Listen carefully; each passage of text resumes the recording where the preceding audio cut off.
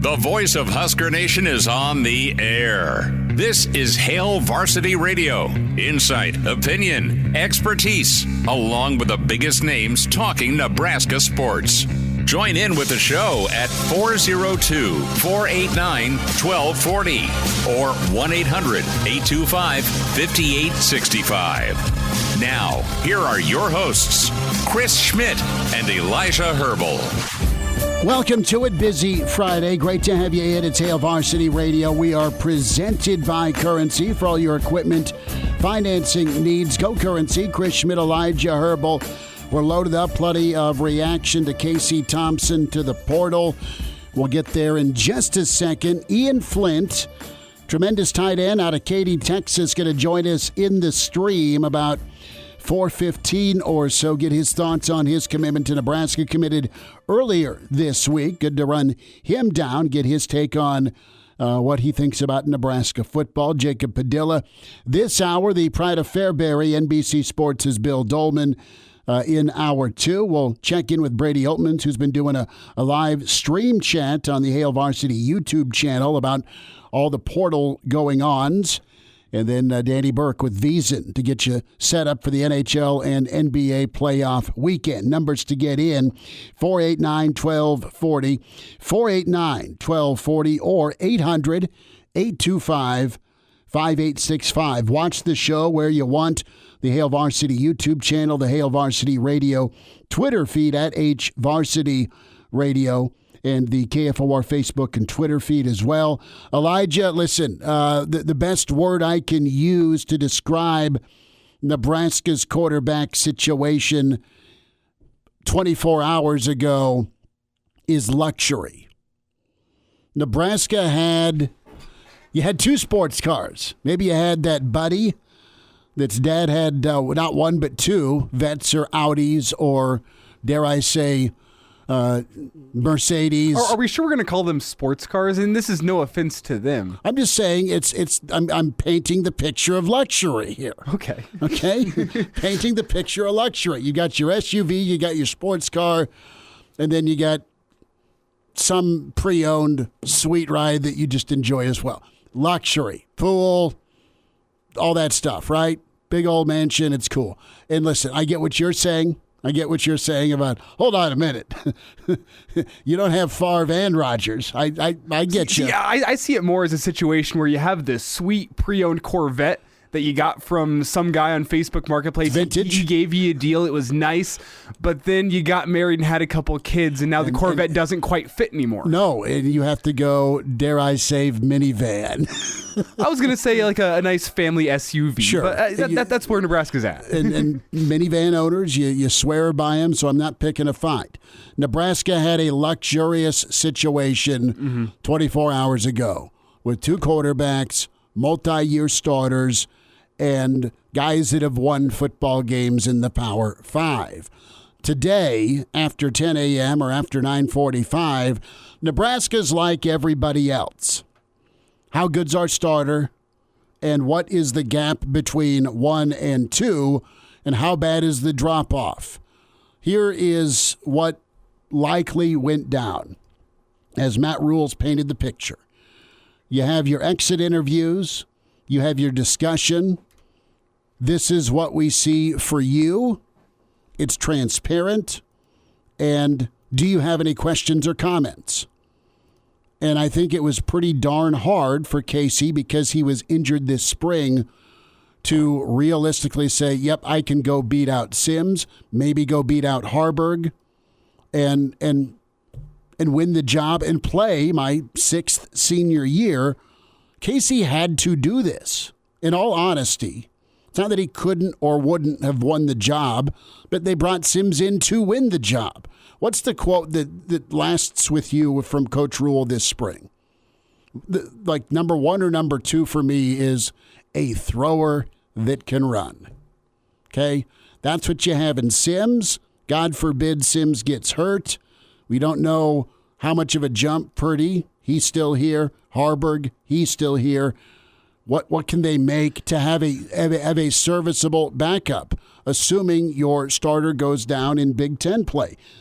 Listen, the question of role, with Casey Thompson is the discussion point for me. It's durability and its role. And Casey's role, when he's at his best, is getting 4 seconds to throw the ball over the middle accurately, check down, be smart with the football, or find some speedster over the top for a big play. He has been exquisite at that at Texas, did amazing work at Nebraska, and now I think the movement, honestly, with this offense is going to be, yeah, we'll throw the football. Yeah, we'll run the football.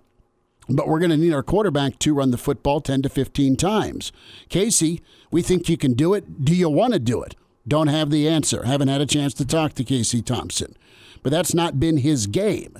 And you saw a year ago, Elijah, what happened when Casey went out. You went to Chubba. Nothing against Chubba, but Chubba's not the passer that Casey is. And the offense didn't change a whole hell of a lot after the opening series against Minnesota. You want your backups to be a same style of quarterback as well to what your starter is going to be, because it's hard as heck to change your offense to fit if 3/4 of your room is geared to be guys that can and will use their legs as an asset.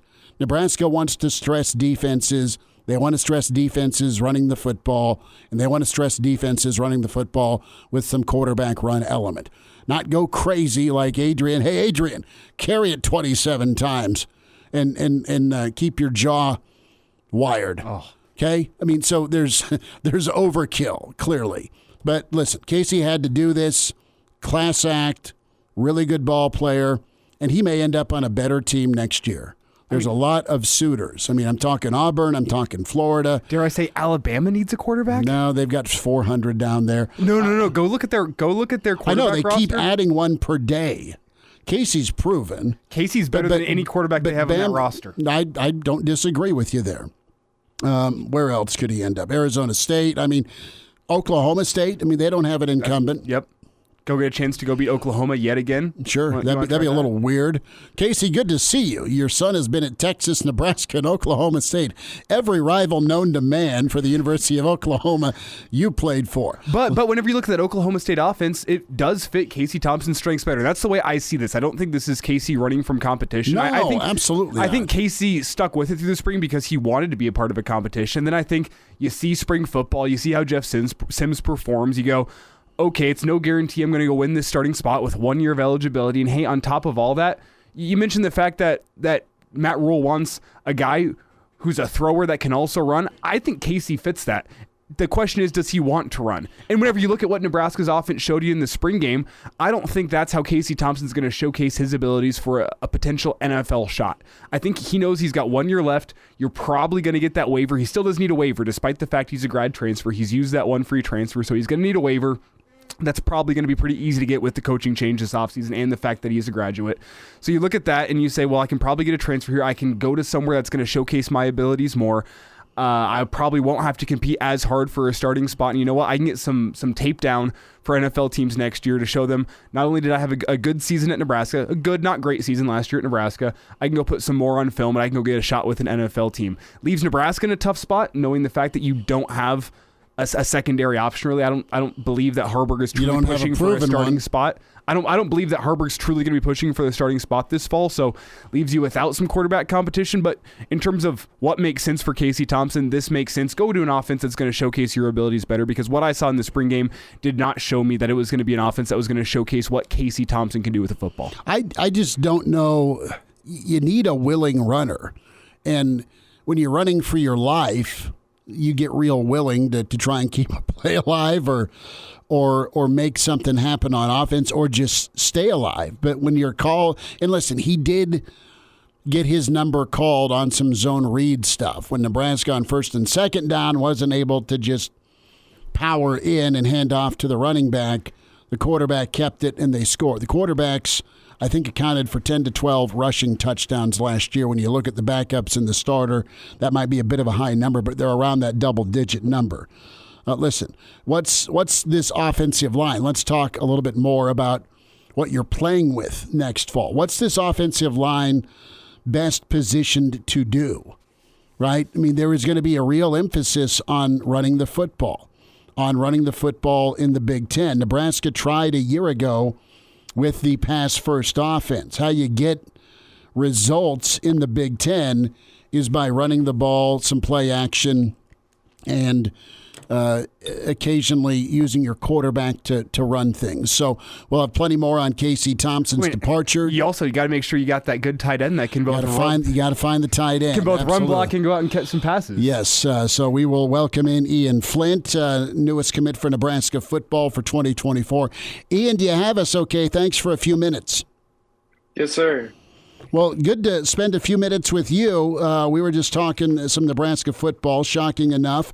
Let's go back to your decision. And just let's start off, Ian, with your recruitment with Nebraska and how Nebraska ended up being the choice for you. The recruitment, it went easily. It went pretty well. Coach Ginta, he hit me up randomly, called me and let me know that I was getting an offer. And then he called me the following day and said that it went smoothly talking to my high school coach and they are going to offer me. And I got on campus maybe 2 or 3 months later and I really enjoyed it. So then I planned a following trip up to go during the spring to make sure that I saw everything else I wanted to see because I really like the coaching staff and I really like the facilities. And the new facility is going to be out of this world. And all I wanted to see left was the football and see if Coach Rule knew what he was, or like if he was going to back up what he was saying, and he definitely did. So it was really easy to make this decision. Ian Flynt with his tight end for the 2024 class commitment to Nebraska at Hail Varsity Radio. Ian, what did the coaching staff show you? What was the impression you wanted, and what did they provide? The impression I got was that it was going to be a great answer. Ian, do we still have you, bud?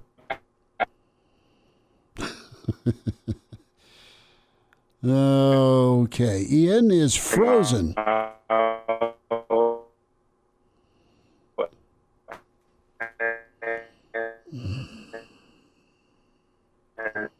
We're slowly getting this answer. Well, we're going to have to reset it with him. Do you have a number? they're going to make. Ian, we lost you, and now you're still frozen, partner. Okay, I think we got you back. So, Ian, it was going to be a great answer, I'm sure. What was your impression? We'll reset there, bud, because you froze up. Impression was that the coaches, they are going to teach you everything you need to know in football, but they're also very wise when it comes to stuff outside of football. So they're gonna be very helpful on like just helping you as a person. And the football aspect, I got that early because I saw Coach Rule. He was talking to Fedone after many reps that they took when they were going live, and Coach Wager was very hands-on, and that was just something that I really liked to see out of them, and it made the decision easier. Ian Flynt, high-level tight end out of Texas, joining us here on Hail Varsity Radio. And Ian, you're wearing a shirt that says family in big letters across the chest right now. Our viewers on stream can see that. Did you feel that family environment at Nebraska? For sure. They made it very, I don't know what the word is, known. They made a big deal out of it that they're a family, and it's easy to see because of how well they get along themselves and how easy they are to get along with. And so much of the staff is from Texas, making it seem as like an even larger family for me. Ian, let's spend a minute on Nebraska and just kind of Nebraska's brand in Texas. I know there's a lot of Texas connections on Coach Rule and his staff and his time at Texas, but overall, just with some of your peers, what's the word on Nebraska? I don't know. I really hope it's something positive. I'm personally telling everyone that what I see out of it and how I see the fans and how it's a real big role and how you got to see the fans and how when you're playing a football game, that's the only thing that you really like can hear. Like that's the biggest thing besides actually playing football. So I actually have no idea. Because my guys that I've talked to that have the Nebraska offers in Texas, they're going to Nebraska. Sure. They're already committed. So I know a guy who's probably going to pick up that offer soon, and I'm going to talk to him, and I'm going to get him on board as well as I can. Ian, we've got a hard commercial here. We can't move, otherwise we would. Can you hang out with us for a couple minutes, bud? Yes, sir. All right. Ian Flynt with us here on Hail Varsity Radio, tight end for Nebraska 2024 class out of Katy, Texas. And Ian, I'll say, don't feel pressured to sit through 3 minutes of commercial. You can go make yourself you can go some get a soda ramen. or something. Yeah, go get a water or something like that. Well, and just pop back at 25 after, bud. We'll be right back with you. Ian Flynt with us as he's kind enough to join us. We survived another technical hurdle. That is incredible. That's going to be on the 2023 fall bingo card. Is technical hurdles. I'm actually not at the kitchen table this time. I'm here in studio, which is great. Jacob Padilla going to join us here next half hour. Thoughts from him on the news on Casey Thompson, Bill Doleman with us next hour, and Beeson's Pride of Chicago. Danny Burke. Danny Burke going to be with us. Hail Varsity on a Friday. We're presented by Currency. And now, back to Hail Varsity Radio. Thanks for spending time. It's Hail Varsity Radio. We're presented by Currency. Schmidt, Elijah Herbel, Ian Flynt, tight end from Katy, Texas, joining us, part of the 2024 recruiting class. We'll continue our conversation with him. And Ian, thanks for jumping back in with us. You were talking a little bit about some of the peer recruiting going on. And what was the vision laid out, not only for you at tight end by Nebraska, but overall, what is this program and team going to be about? What are you walking into here for 2024? For me personally, they're looking for inline tight end. They want me to be very physical up front and just get open on the seam, get open where I can, and they're really looking for they play cold games, they play games in the snow, they play games in the rain, they play crazy games like that. So they need someone who's already got that blocking aspect mainly down and is really heavy on that. And I know that the offense is going to rotate around the tight ends a lot because we've got a really cool OC who at South Carolina used the tight ends a lot and really loves that portion of football. So mainly on my behalf, I would really like to see someone like Carter Nelson or maybe Riddell, I don't know, but just one of those guys to come join me and be a little 1-2 punch or something. Ian Flynt's with us here, tight end from down in Katy, Texas, joining us, Hail Varsity Radio. And Ian, on an NFL draft weekend, when you see some guys, going and living out their dreams, getting selected in the NFL, do you have any of those guys, high-level college guys or NFL guys, that you compare your game to, the type of guys that you watch them on Sunday and you want to be like them? Yeah, George Kittle mainly, big guy. He's very strong on both the blocking and catching. I take under Travis Kelce a lot for his routes. He knows how to get open very well. And do you have a team you'd like to get picked to someday? As long as it's early. As long as it's early. Get that money. Yeah, good answer. Ian, let's talk a little bit about your game. You've highlighted the inline part, the blocking aspect, and watching some of your film. You really did well on the edges, really kind of neutralized the defensive end and able to allow the backs to get outside. From a catching standpoint, you really don't mess around much, do you? Once the ball's on you, you're able to turn and get upfield. What part of your game have you worked on? Has it been the agility part? Have you had that to go with the size? What are you working on now that you think you need to up at the college level? Definitely agility. That's a big part. You can always get faster and you can always get quicker. But I think the main role is just my IQ, football IQ, just shutting down the brain, and when I'm playing, just go full 100% when I get that ball. Make sure I turn up field and lower your shoulders. Ian Flynt is with us here at Hail Varsity Radio. And Ian, probably last thought here before we get you out, and we really appreciate your time. This Matt Rule staff appreciates and really looks for those guys who are multi-sport athletes. And I think you compete in track and field, if I'm not wrong here. I think you're in the throes of it, but tell me, you're running a 10 400-meter dash like some of these other guys Matt Rule's bringing in? No, sir. No, sir. I throw discus and shot put. I'm very explosive. That's what they saw out of that. See, I remember back in high school, our throws coach would say, we're not like the runners. We eat donuts on Saturday. So, Ian, a thought with Nebraska and your family, sisters, track and field team, folks went to Nebraska. So had you been to the state much before the contact with the football program, or was it kind of the first time seeing Nebraska? Give us a little backdrop on what you know about the state in your family connection. I didn't really get a lot out of my parents early on, like going to Nebraska, visiting. They've had a ton of friends there, which we saw on the 2 visits. And I mean, they really didn't talk much about Nebraska when we were younger. I've never been pushed towards a school. We've never had like the go big red everywhere or been that kind of family. It's always just been just whatever path you go on, make sure you do it with 110% effort. Ian, with your high school offense, does it mix and match well with what you think Nebraska will be doing? I don't think so. We run a lot of quick games, so I'm usually blocking in space or maybe catching some bubbles, but we run a few of the plays that I saw Nebraska run, and those I'm looking forward to. I saw them run some what is it? We call it scat. It's a G.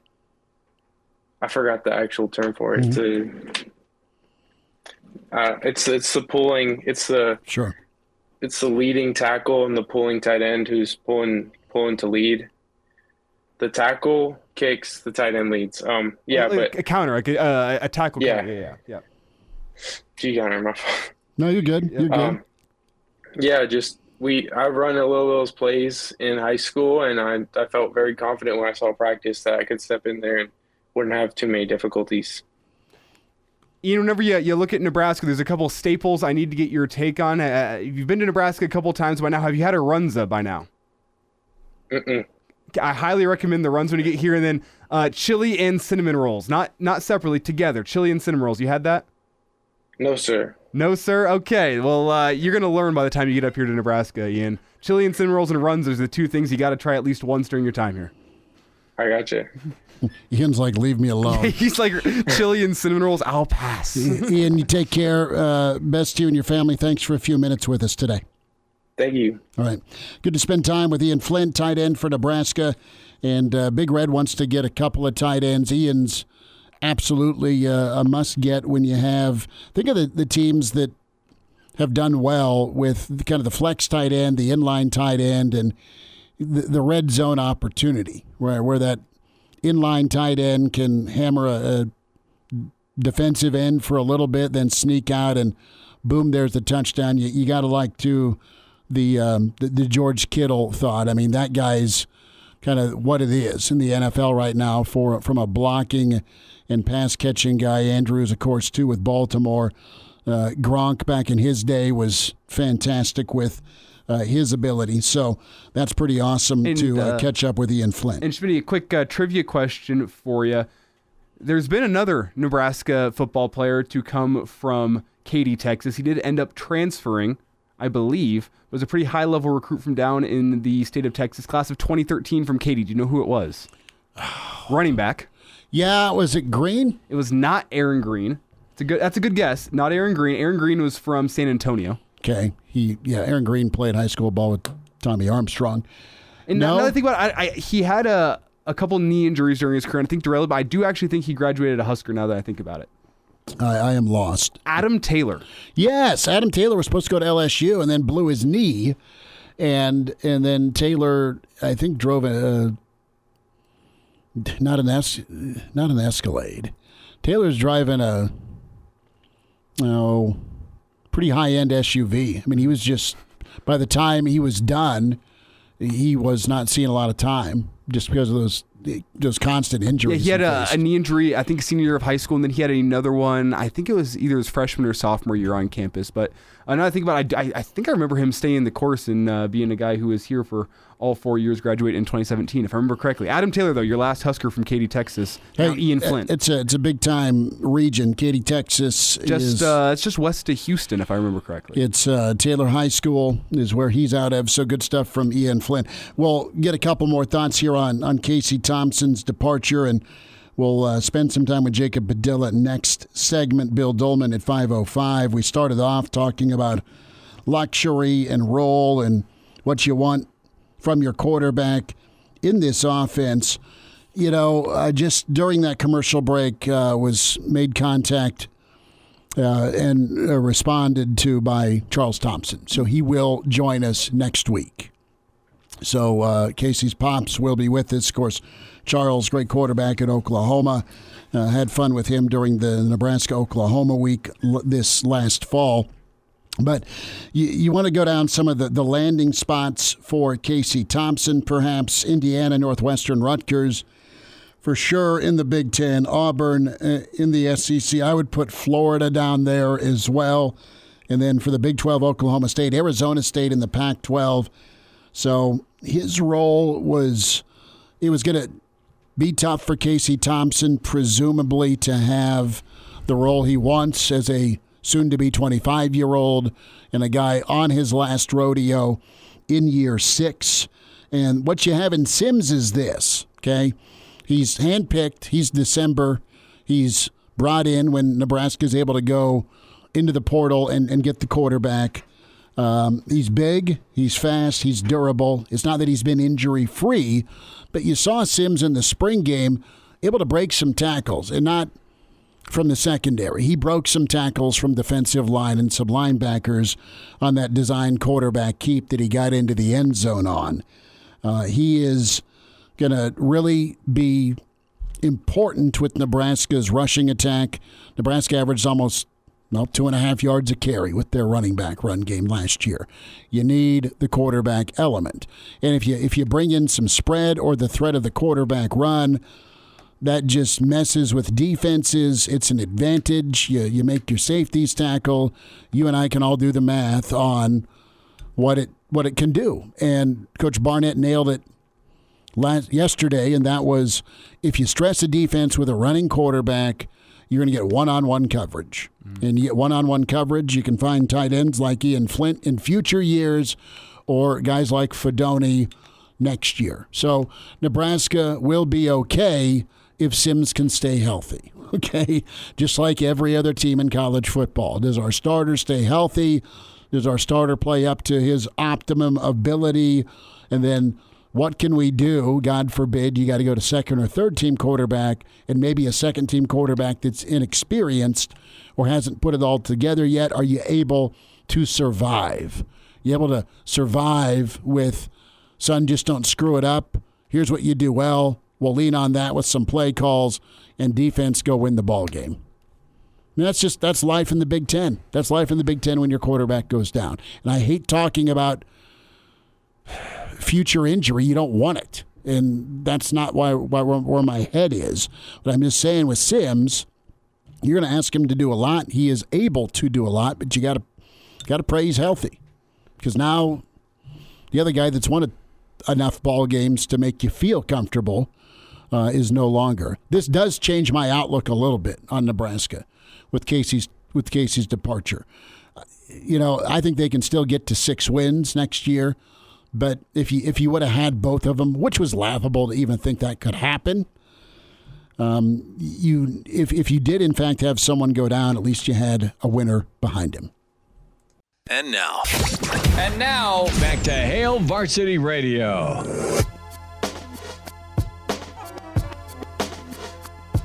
Back with you, it's Hail Varsity Radio. We're presented by Currency for all your equipment financing needs. Let's say hi to Jacob Padilla with Hail Varsity at Jacob Padilla _ on Twitter. Got Willie Nelson cranked up. Jacob, on the road again, man. How you doing?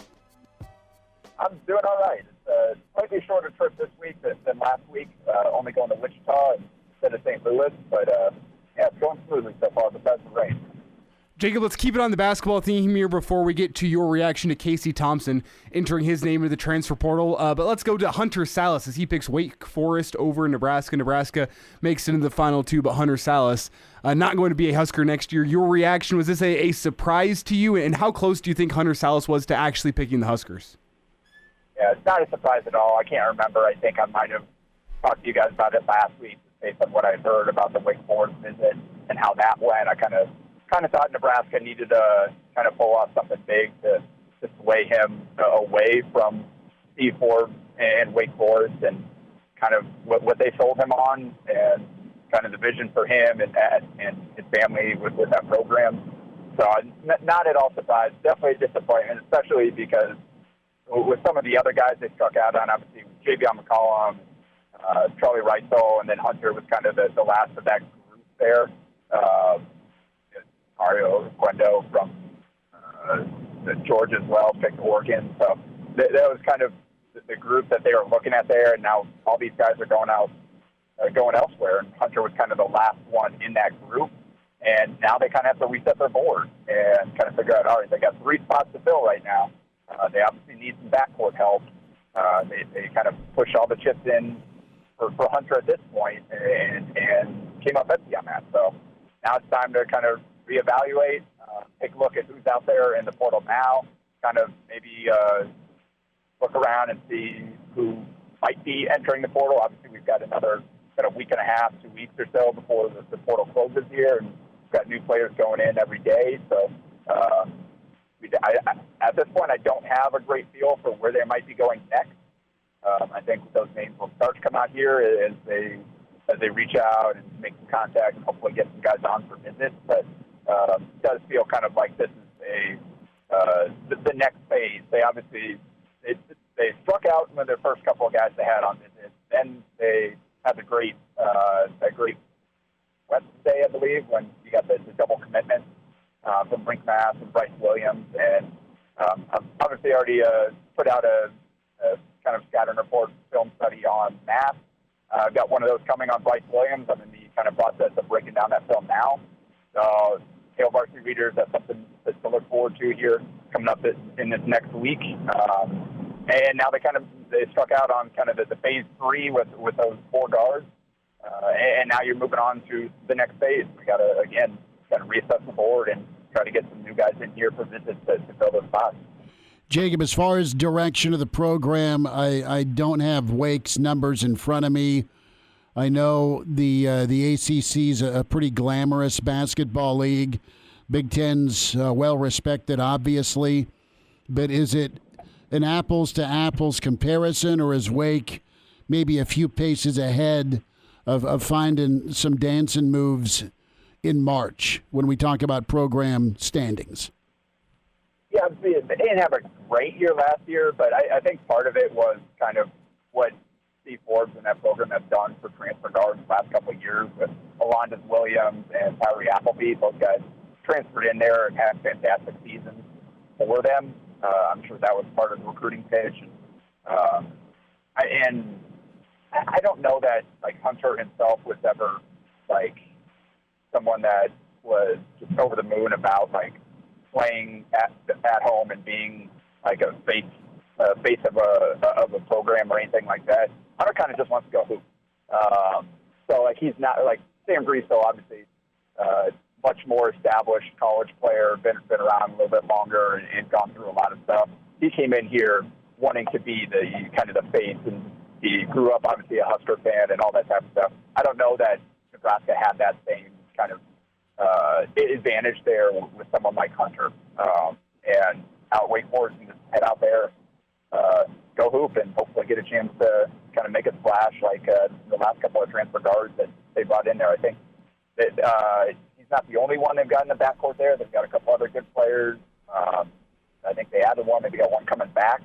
So we'll see kind of how that rotation shakes out and what the roles are once all the dust settles. I will say I don't think the fit was 100% seamless at Nebraska, with assuming Casey comes back and you add Bryce Williams.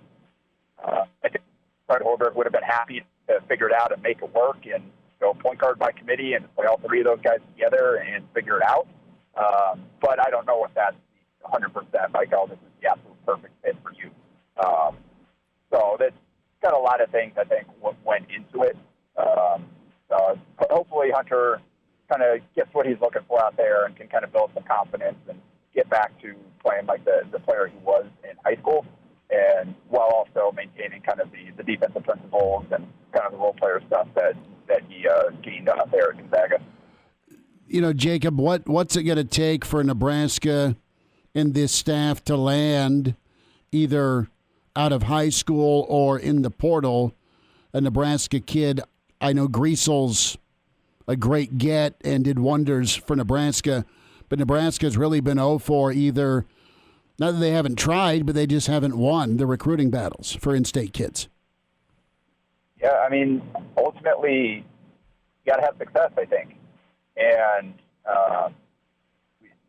we've seen some of the kind of, like, you look at Creighton and Nebraska head-to-head.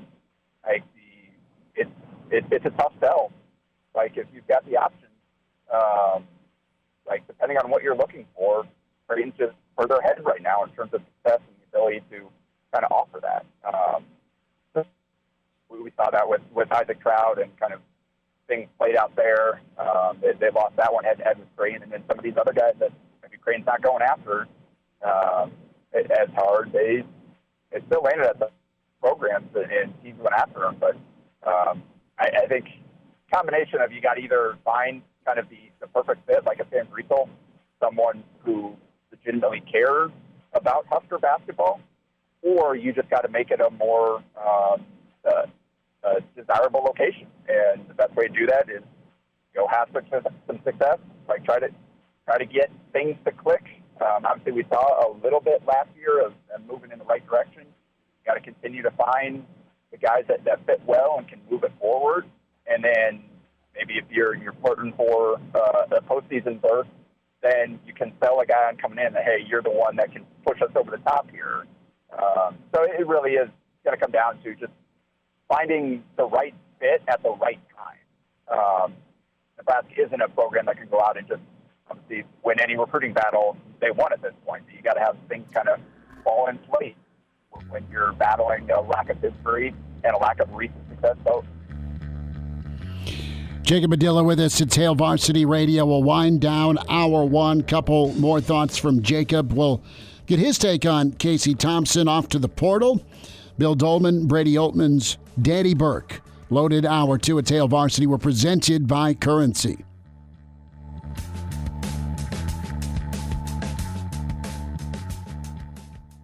And now, back to Hail Varsity Radio.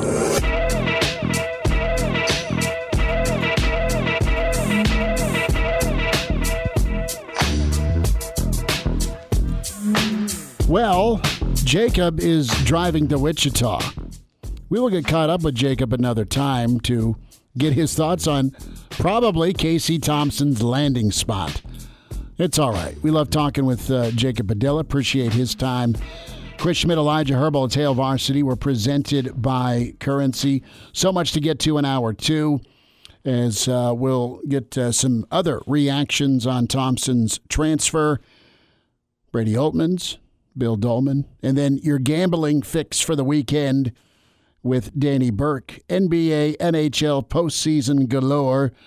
Danny will have some plays for you and just his take on things. Danny's not selling advice, but he does it awesome, man. Danny Burke with VSiN Sports Network. 489-1240, 489-1240, the number to get. Are you okay in there? Are you going to just absolutely put your fist through a screen? I mean, deep breath. Usually I'm the one losing my mind. Not on you, because I'm not that guy, but just wearing it on my sleeve. I'm good at that. I don't have a poker face at all if I'm angry or frustrated. You could probably roll back and watch video of yesterday. See that proof. You good? I usually have a pretty good poker face, but yeah, no, I do want to. You bummed you didn't get an ump earlier? No, I'm fine with that. That's okay. No, we got shut down with baseball this evening. You know, I got a doubleheader tomorrow. I'm feeling good about, so that's all right. In district and state's right around the corner, so that's always a good time of baseball. No, I do as you say, kind of want to put a fist through one of these computer screens in front of me, as we've mentioned yesterday. We've been all right. doing a little bit of a facelift here in the studio. And, so Randy chimes in. Good to hear from Randy. Thanks for changing the topic there. No, you're good. You're good. It's okay. Folks have frustrations at their work from time to time. No worries. Randy chimes in. It's like losing Casey to injury cost us a bowl game last year. Totally believe that. Nebraska was leading Illinois. I don't know that they hang on to beat Illinois, but they were leading Illinois before Casey got knocked out. You know what happened against Minnesota. It's a bit of a blur last season. Who else did they lose to before Minnesota? I forget. Pick somebody, right? I mean, it was. And listen, this isn't all on Chubba. I mean, I'm anxious to see like the beer being half full. Again, it's probably not as good a beer as you had that was half full, or a full pint, so to speak, with two starting Division I quarterbacks 24 hours ago. I am excited to see the development because the staff sees something in Hoiberg and in Purdy. And as we speak right now, my social media hasn't blown up yet, so I don't think anyone else has left the quarterback room. Let's get these guys better, okay? Let's get Chubba comfortable throwing the football. Let's get Chubba comfortable taking care of the football. And let's get Hoiberg comfortable with things with that dual threat ability. We know he can run the ball. We know he's a good, explosive athlete carrying the football. Kid was getting offers from many other Division I schools before he chose Nebraska, not just because of his athleticism and ability to run, but yeah, he can throw the football too. Let's get some work done with the backups behind Sims. Again, no starter's been named. We're all presuming. But Nebraska has an opportunity here. Bill Doleman, Pride of Fairbury, NBC Sports next. Hour 2 on the way. The voice of Husker Nation is on the air. This is Hail Varsity Radio. Insight, opinion, expertise, along with the biggest names talking Nebraska sports. Join in with the show at 402-489-1240 or 1-800-825-5865. Now, here are your hosts, Chris Schmidt and Elijah Herbel. It's Hour 2. It's Hail Varsity Radio. We're presented by Currency. Chris Schmidt, Elijah Herbel. Hope your Friday's going well. Weekend edition tomorrow at 7:30 a.m. Can stream that. The Hail Varsity YouTube, the Hail Varsity Radio Twitter handle. Pride of Fairbury, NBC Sports. The Professor, Bill Doleman with us. Billy D, how we doing, man? Thanks for the time. You know, I'm amazed at the number of times Ian Flynt called you both sir. Well, that's Texas for you. Remember the prank phone call on Ferris Bueller's Day Off, and Cameron's posing as Simone's dad. Call me sir. I won't finish the sentence, but he's like, call me sir. Let's also add here, from my experience, like we'd have guys transferred into Lincoln Southeast playing football. Most other places in the country, and even guys in Lincoln, like you're taught from a young age, you call your elders and football coaches especially sir. So like everyone, yeah, yes sir, no sir, whatnot. Whenever they transfer into Southeast, and I mean I like doing that as well. But it's like a cultural norm in other places. I still call people sir, and they just do. I was impressed. I thought he was a well-spoken young man and a very good representative for the folks that Matt Rule and company are bringing into the great state of Nebraska. And I've often said there's a lot of similarities to the cultures of Nebraska and Texas. So I thought it was nice. I just thought he didn't know you guys very well. No, sir. Yeah, no, I get it. It stroked my ego a little bit. I'll take it. It just reminded me I'm old, so it is what it is. Bill, we have a question in the portal, and going to get your response to it. Minnie was asking, anyone see this coming? I thought Casey was buddying up to Rule. Listen, I've reached out. I think Casey really likes Rule. I think this week is all about hard conversations from a role standpoint. I don't blame Casey at all for moving on. It'd have been a lot, as another Texan said at one point, it'd been a lot cooler if you did stay.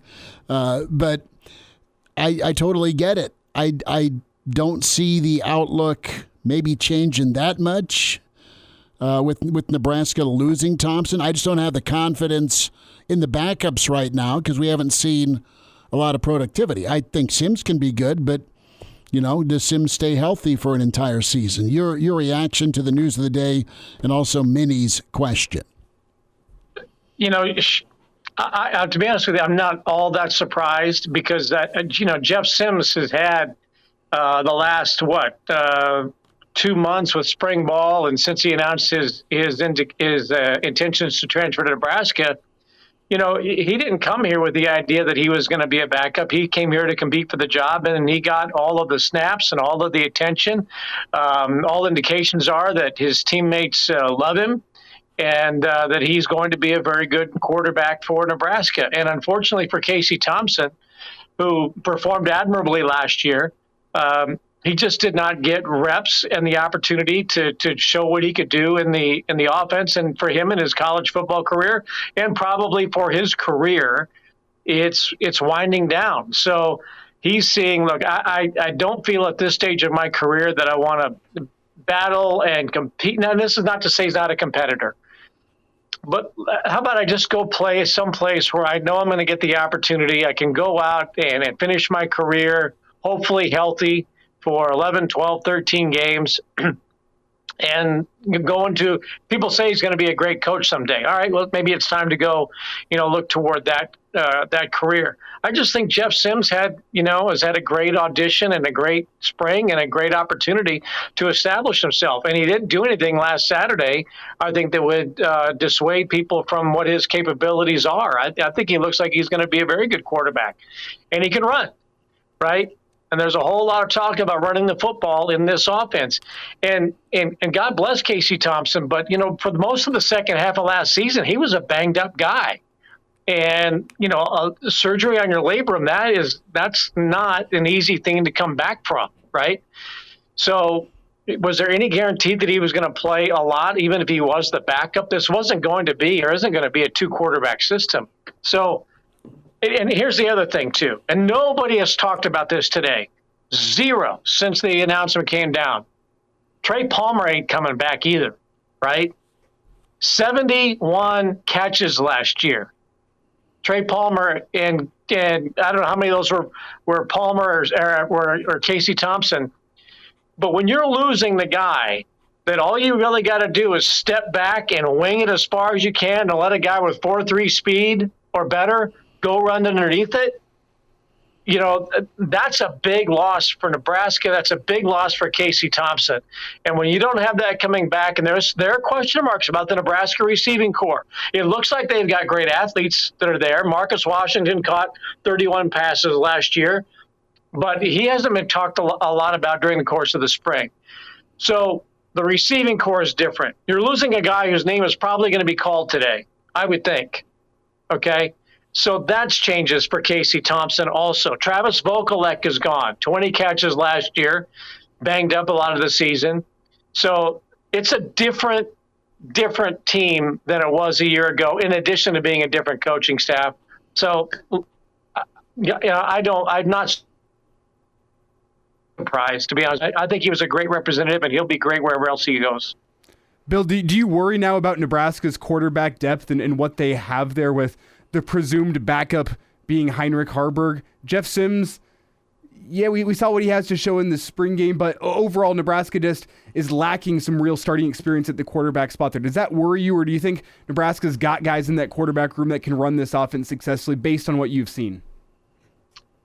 Oh, that's a great question. But I think it probably would have been not that Casey Thompson's could have been a quality backup, or Jeff Sims could have been a quality backup, but this is a new system, right? And maybe that's why they're talking so much about the running back room this season. Maybe going forward, it's not going to be such a running back, I don't want to say dominant team, but maybe, they're very happy with Irvin, and you've got Grant, and you've got Johnson, and you've got Allen, and all of those, running backs that, maybe this is the Nebraska football team that we are going to, if people want to see the run, they might see a lot of it. Haarberg, they had a lot of praise during the spring ball. during spring camp. He has improved. I remember watching him, what was it, last spring or the spring before? I don't remember how long he's been here. That kid could not go right. I mean, go left at all. Everything was to the right. Throw to the right, run to the right. He's got to improve on that. He's a big dude. Purdy, you would think, he's kind of, faded. But you would think that he'd be motivated to be a solid number 2 behind Sims. You would hope he's not regressing in his career. And I tend to think that maybe the Smothers thing, especially with Thompson making his intentions known, maybe Smothers has the door, wide open for him to come back after testing the free agent waters, if you will. And I'm a big Logan Smothers fan because of his loyalty to dear old Nebraska U. Bill Doleman's with us, Hail Varsity Radio, at Bill Doleman on Twitter. Bill, get to switch up and talk a little Big Ten for a moment. Big Ten had a good night last night. 9 first-round picks tied with the SEC. That's impressive. There's the press conference today from the new commish. And the new commish is not real wild about racing into future expansion. I get that right now. That's what the chancellors and presidents told Commissioner Warren before he moved on to the NFL. But a couple of thoughts on those topics. One, the Big Ten and what they did in the draft. And two, we love talking expansion. It just may be on hold a little longer than maybe we thought. Well, it certainly indicates that the Big Ten is has great talent in it, great teams in it. Certainly, it might be somewhat devastating for maybe an Ohio State to see players go the way they have, and I mean you lose that kind of talent.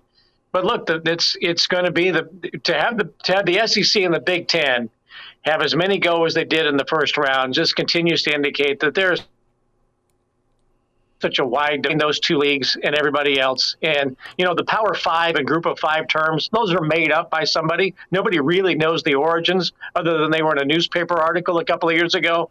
It's the Power Two, it's the middle three, and then it's everybody else. And that's just indicative, and it's going to attract players, right? They're going to go to Big Ten and SEC schools whenever they have those opportunities, and Nebraska is going to benefit from that, right? Now, I was trying to think back when was Tony Petitti with us having drinks the other night? I don't think so. I don't know, because what I've heard from that was pretty much what you and I talked about the other day. Do you still have that napkin? I mean, you drew out this incredible workflow of expansion, acquisition, and departures. Don Draper, I think, was in the back room just smiling. Yeah, it's how I roll. I got a whole file of those cocktail napkins here in the back. I just thought, with Petitti being as savvy as he is as a TV guy, and TV drives everything, that why would, when everybody's rushing to get, who's it going to be? Is it going to be Oregon and Washington? Is it get? I just really think that a guy like that's going to say, I've got this great new job, and I'm a smart dude, and I know everybody that I need to know. Why do we need to go figure out how we're going to slice up the pie more? Why do we need to say, okay, how can we get Washington and Oregon more money and take it out of the pockets of those who are going to have it, right? So what's going to make sense? So why would he take the job and just all of a sudden start to hand out party invitations? Mm-hmm. Unless Notre Dame says, things are changing, and we think that we need to be a part of the change, especially now that we see 9 players from the conference going, in the NFL draft. I think Notre Dame at some point is going to have to go, look, we really need to make a great business decision here, even though we've made a lot of them, and we got a lot of support from all over the place with money being funneled in from everywhere. But at some point, when they say we're ready to make a move, that's when I think the Big Ten will make its next move. I don't think that they're trying to figure out plans to add anybody who's left over in the Pac-12, Pac-4, whatever's left over there. Why would you rush to do that? It doesn't bring any value. The only thing that's out there that I think that strengthens the Big Ten for the next several years is Notre Dame, and if they want to bring in a partner with them like Stanford or Duke or something like that. Bill, a thought on Will Levis. He was the other story of the draft last night, and 92% chance to go in the first round. He's still waiting. He will not be in front of the camera tonight. The social media world is brutal. There is probably a side wager in Vegas about Will's girlfriend leaving him. she looked like. Better call Tony George on that, or Tony, Danny Burke, and find out what the numbers are tonight Danny, going in. Well, we're right? talking to Danny in 30 minutes. Does he slip to the Broncos? If that dude's in the still third sitting round? in the green room after tonight, oh my gosh! No, he's not still going at a back. bar. He's not going back to the green room tonight. No, he's staying the hell away. I'll go, but you're going to pay me. Go down to the bar, get a pint, wait for this to all blow over. The Broncos pick at the top of the third round. He can't slide further than that. He could. I was not a huge. Hey, real quick, I think Levis, after the draft last night, was trying to find out where Sean Payton was so we could go hang out with him at the end of last night. Y'all saw that viral video. That video, I don't think it looked that much like Sean Payton. You know what the video I did not see that. There was a video of who appeared to be Sean Payton with some shirt off on top of a. No, it was like with some teenagers, maybe college-age kids hitting a bong. Really? I don't think it was actually Sean Payton. I don't either, but it was pretty funny. It was viral last night, but I'm sure that's what Will Levis was looking to do once the night was over with. Yeah, Laramie, I was hoping to end up on your team. I'm not. Are you in town? It was like this tweet that was like, with the Broncos having no first-round pick, let's check in on what Sean Payton's doing. And it's just this middle-aged guy that looks like Sean Payton hitting a bong, so it was pretty funny. But Bill, before kids don't do this at home. He's got a band going, that's my skull. Bill, before we get you out of here, though, we do need to get your thought. Volleyball Day in Nebraska officially sold out down at Memorial Stadium. A big day for women's sports. Your reaction? Well, one last note on Levis. He needs a Sergeant Hulka. He needs a new big toe, apparently. Who knew that was going to be so costly? Well, Brady Oltmans in our green room thought that was hilarious. I see him laughing down there, but continue. Volleyball day, that is amazing. I remember when they announced it and they're talking about getting 50,000, and I thought, I wouldn't doubt if they sold them all. And why would they even need a band to show up now? And now you probably got bands clamoring to come to Nebraska so they can say that they played in front of 80,000 people. I just think it's a wonderful thing. I love calling volleyball. I love watching women's volleyball. I think it's the greatest sport, one of the greatest sports out there. And Nebraska volleyball is one of the biggest brands in the entire world. And that's just a wonderful showcase and a testament to not just John Cook, but you cannot forget about the foundation being put in place by Terry Pettit. Without him, that doesn't happen. So it's amazing and not unexpected. Bill Doleman, NBC Sports, proud of Fairbury, the professor at Bill Doleman on Twitter is where you find him. Bill, we'll get you run down next week, and always appreciate your insight, your takes as always, and get home, man. You're just locked in that office, brother. When you're trying to mold the future sports writers and sportscasters of this world, you just don't want to leave the job. No, you are hunkered down. We'll get a drink this weekend, dude. Good to see you. All right. See you guys. Go Big Red. There he is. Bill Doleman with us. The hardest working man in higher education. He's awesome. Brady Oltmans, you want to talk about it? He's been strapped to that computer all day. NIL on Brady's mind, and yes, the portal. It's next with Hail Varsity, presented by Currency. And now, back to Hail Varsity Radio. Thanks for spending time at Hail Varsity on a Friday. We're presented by Currency. Chris Schmidt, Elijah Herbel. Thanks to Bill Doleman, Brady Oltmans with us from HailVarsity.com and magazine at Brady Oltmans on Twitter is where you find him. Brady, you've been hammering away on the YouTube channel, Hail Varsity YouTube. Subscribe and watch as you've been portaling all day, man. How's that been? Well, it slowed down a little bit after the morning, and I can tell you, your guys' job is safe. I don't want to be doing what you guys are doing after live streaming a little bit of portal action, but you said portal. Yeah.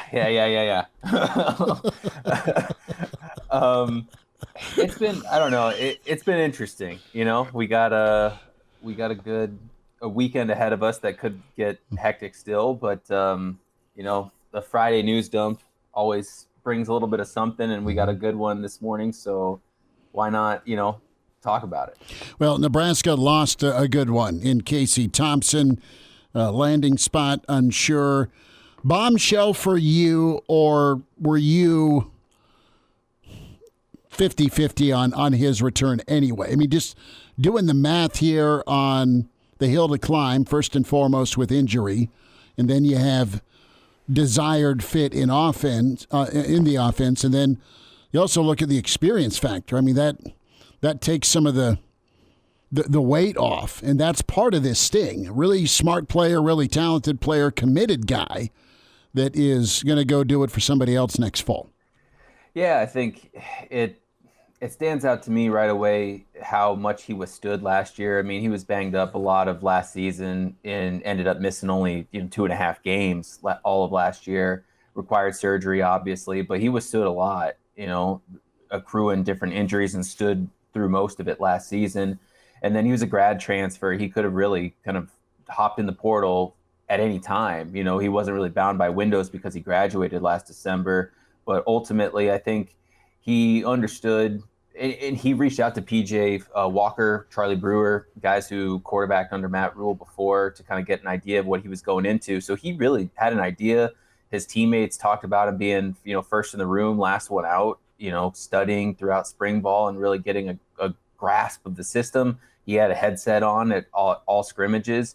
I think it just became evident to him that this coaching staff likes the ability that a mobile quarterback gives you.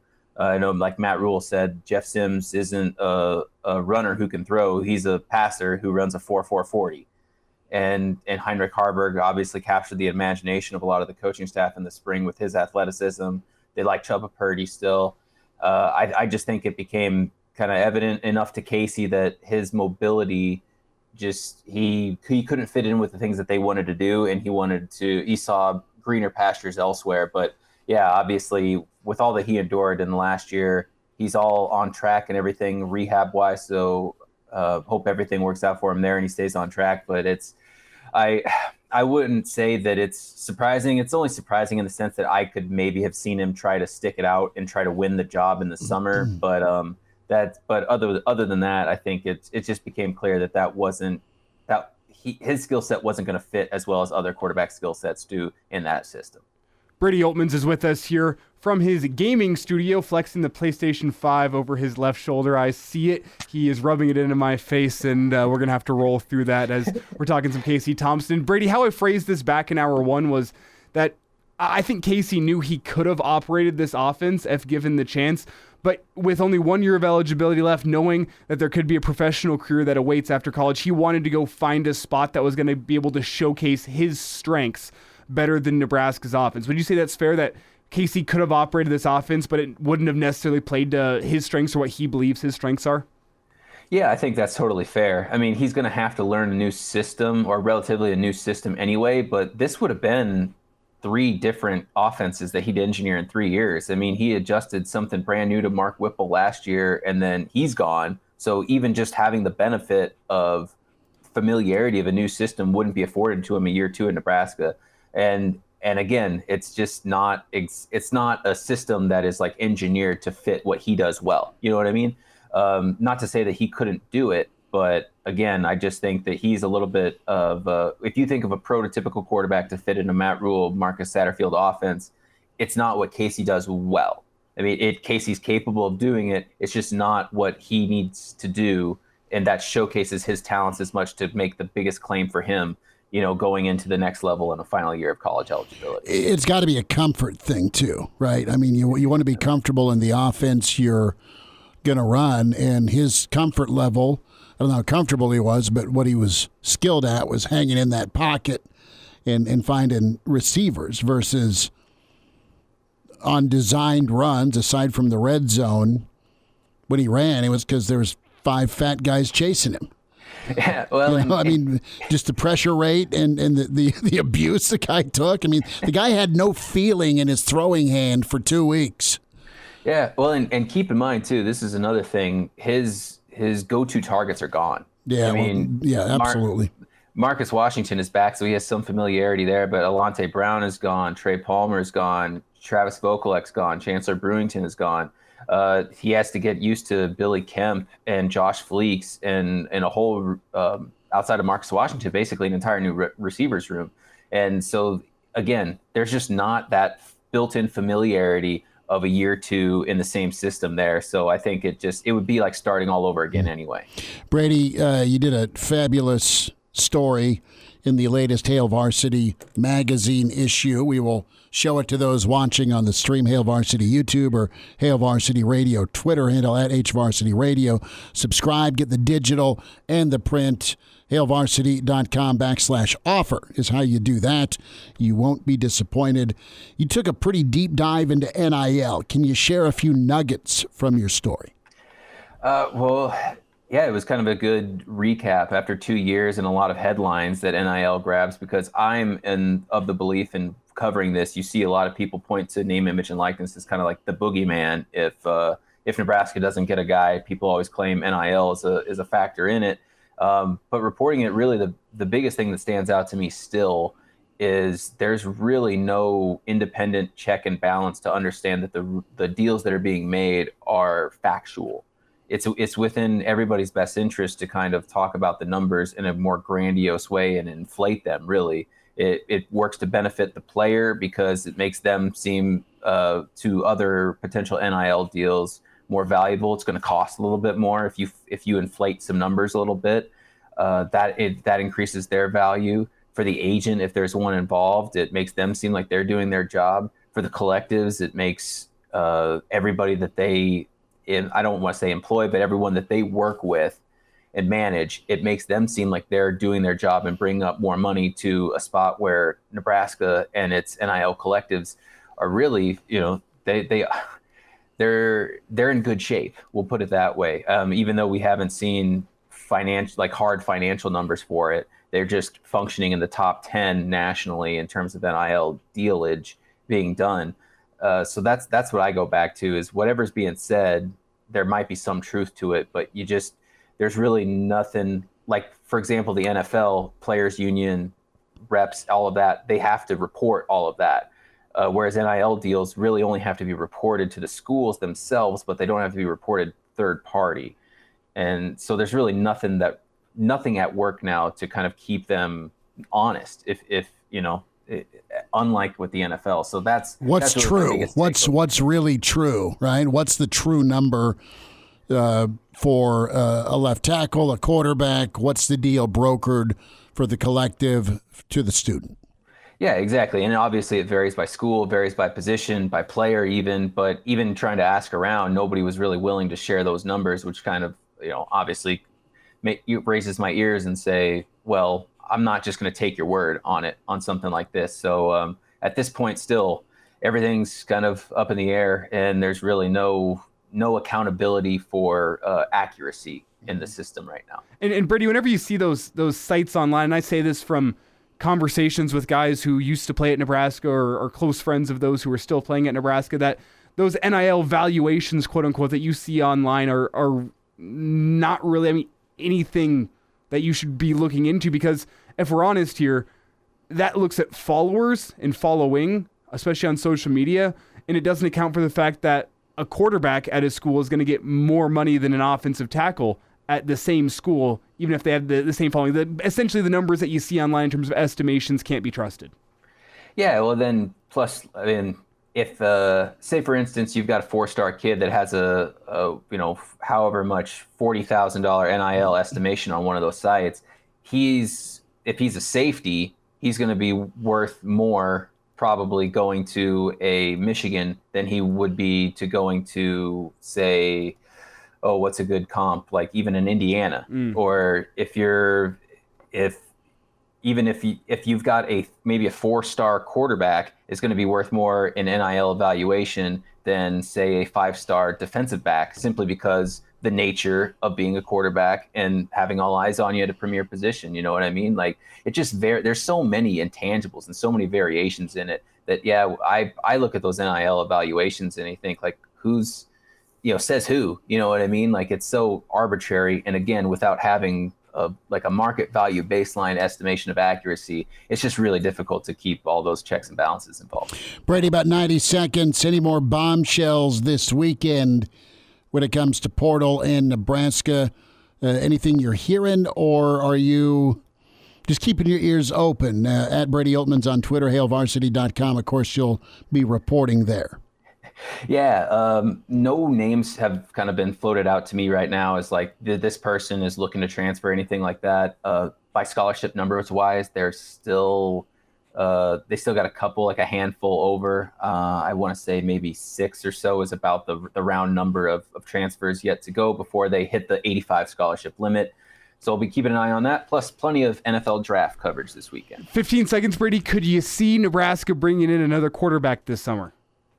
Yeah, I could. Especially, I think this coaching staff is very pragmatic. They have a list of people in case more people leave than they anticipate. They've got a list of guys that they want to go after here this spring or in summer, and I wouldn't be surprised if quarterback's on the list now that they've got 3 on scholarship. Brady Oltmans with us, HailVarsity.com and magazine. Check out his NIL story. Check out his continued coverage of all things Big Red football. Do so, HailVarsity.com. Brady, we'll round up old Billy D and maybe tear you away from the computer and have some whiskey this weekend, all right? Hey, save my eyes from some screen time here, Yeah, guys. no kidding, man. Brady, take care. Thank you much. We'll see you guys. So we always have to talk alcohol and football. And now we'll get into gambling. We'll just hit the trifecta. Oh, the Tom Osborne special. Wow. It's not the triple option he's known for. Danny Burke, VSiN Sports Network, next. And now, back to Hail Varsity Radio. Thanks for spending time at Hail Varsity Radio. We're presented by Currency for all your equipment financing needs. Go Currency. Danny Burke, VSiN Sports Network. Momentarily, a lot of NBA, NHL action to get into with him. We've been dominated today by the news of Casey Thompson transferring into the portal. Best wishes to Casey. Charles Thompson with us next week. Reminder to get buckled up. Use your seatbelts. It saves lives. Prevents injuries only if properly worn. Buckle up. A message from the Nebraska Department of Highway Safety Office. Tomorrow, weekend edition, kicks off at 7:30 tomorrow morning. Stream that with the Hail Varsity YouTube channel and the Hail Varsity Radio Twitter feed at HVarsity Radio. Let's say hi to VSiN Sports Network's Danny Burke. Burke's Best Bets, Pride of Chicago, at Danny Burke 5 on Twitter. Danny, how's the week been? How's the weekend looking? Thanks for the time. It's been good, Schmidt. Yeah, thanks for having me on as always. Tons of playoff action been happening, going on later tonight and this weekend. And, can't complain, especially baseball-wise, because, our Cubbies are looking pretty solid while, no offense to any Sox fans out there, but I was basking in the sorrows of the White Sox struggling for another season. So not too shabby, my friend. Well, you've got a 3-2 series right now with the Warriors and Kings, and Golden State 7.5 favorite here. What do you think of this situation here? Do the Warriors close out? A lot of drama not long ago with Draymond. Kings have been fun this season. Yeah, look, the Kings, like you said, they've been fun this season. They're an inexperienced, energetic group that can score a lot of points but don't play much defense. And it's not like the Warriors have been playing much defense themselves. But the Warriors will end things tonight. And I kind of think last game, and not to say that something crazy couldn't happen or something just straight to the point, but like last game was your best opportunity for betting the Warriors because you knew De'Aaron Fox was banged up.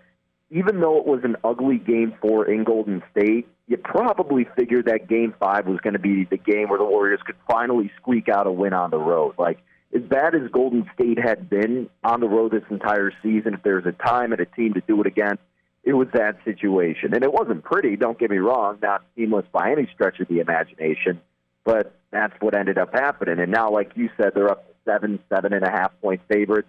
I'm not one to look to lay that much pre-flop, especially in a playoff game when I know that it's going to be played closely and I'll get a better number. So that's probably what I'll try to do here. And look, if it comes out going Golden State from start to finish, so be it. I'm not going to look to force anything there. But I don't mind the idea of looking that way from the in-game standpoint. I also don't hate the idea of if you don't feel comfortable laying a higher spread, you don't want to wait in-game, you could also just parlay money lines here and go with the Golden State Warriors and the Lakers over the Grizzlies. I mean, look, I liked and wanted Memphis in this series, but it's pretty obvious they only get the benefit when they're playing at home. And you kind of figured, again, going game by game, like, yes, the Grizzlies had an advantage in the last game, and that's why they were 4-point favorites, and they went out there and dominated. But that doesn't mean you implement recency bias and think they're going to dominate again. The series shifts back to Los Angeles. The Lakers will have the crowd behind them.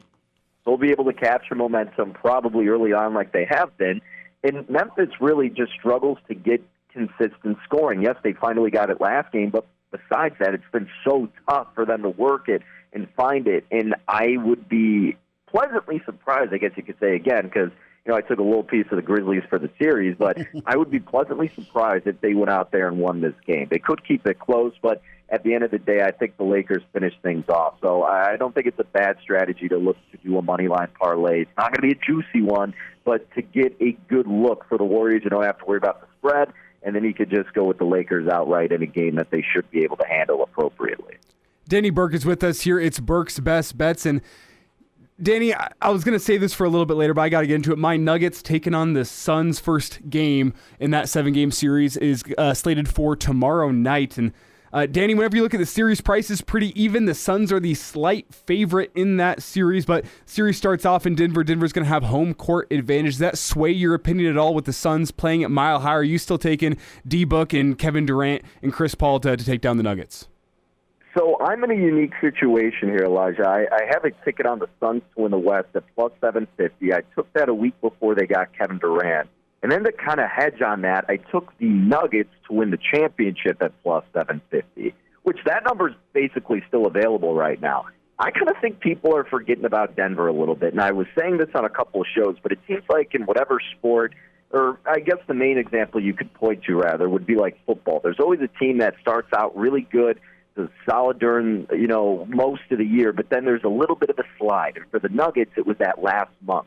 And then everybody got infatuated with the Suns because of KD, rightfully so. Then everybody got infatuated with the Lakers because it's LeBron and Anthony Davis, and they always have a chance. Too many red flags out of them, too many red flags out of this Warriors team that struggles on the road and is really tough to go back-to-back years.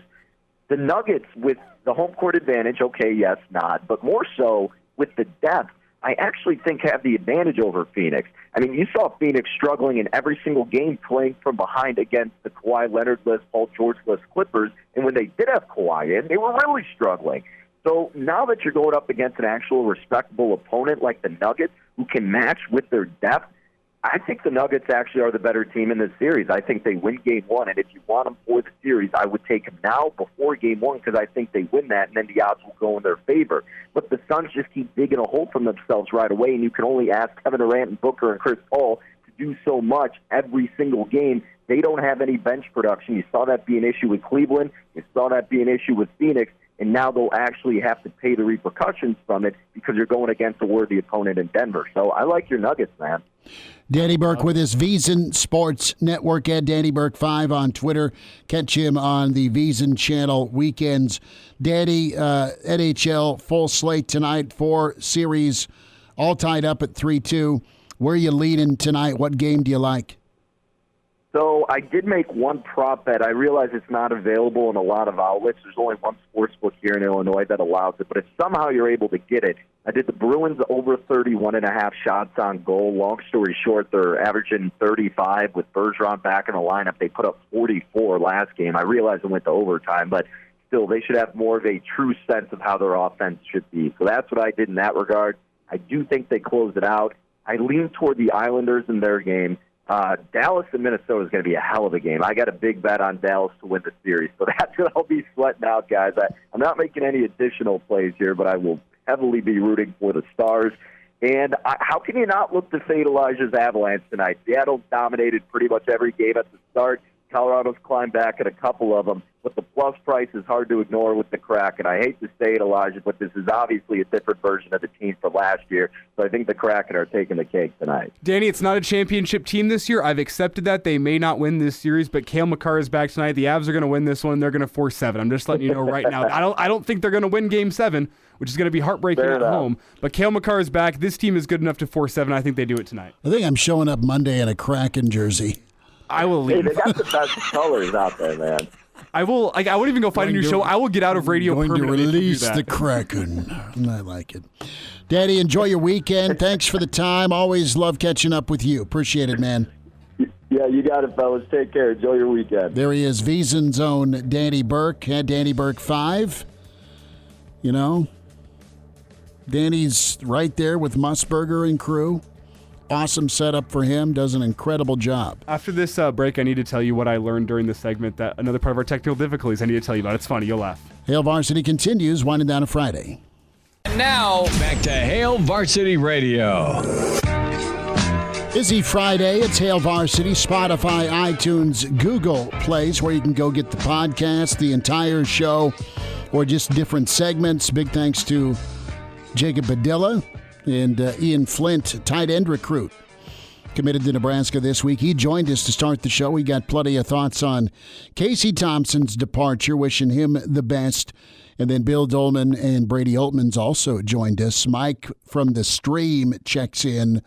He's excited about Billy Kemp and Sims combining to do their thing. Hey, those are 2 wins right now as we move on from spring ball that Nebraska was able to acquire to really paint a optimistic picture of the offense next fall. Kemp is really good in space and after the catch. Sims, we like his running ability.